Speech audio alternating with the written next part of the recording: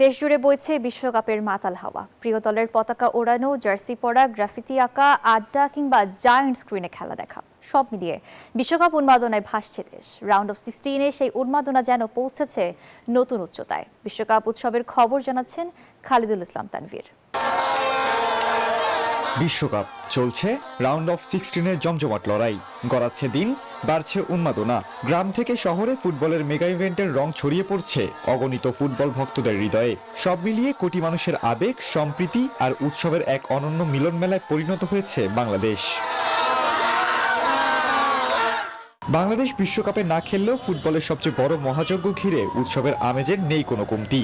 বাসার ছাদ, শহরের অলিগলি, রাস্তার মোড়, চারদিকে উড়ছে আর্জেন্টিনা, ব্রাজিল, ফ্রান্স, স্পেন সহ বিভিন্ন দেশের পতাকা। সেই সাথে রাজধানীর দেয়াল জুড়ে ফুটে উঠেছে বিশ্বকাপের গ্রাফিতি।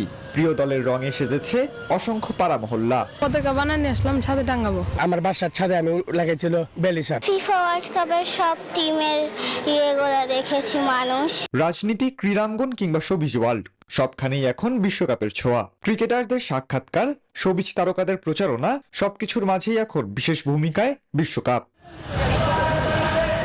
রাস্তায়, চায়ের দোকানে কিংবা বন্ধুদের আড্ডায় এখন শুধু চলছে ম্যাচের কৌশল, পরিসংখ্যান আর সম্ভাবনা নিয়ে প্রাণবন্ত আলোচনা।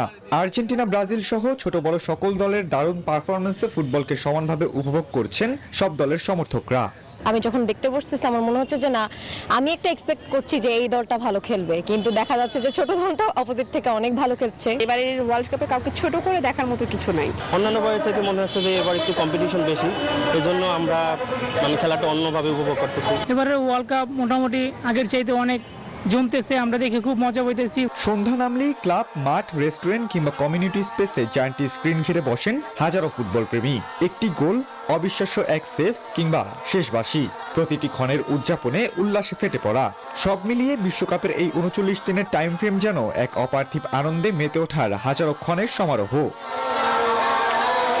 খালিদুল ইসলাম তানভীর, নিউজ 24, ঢাকা।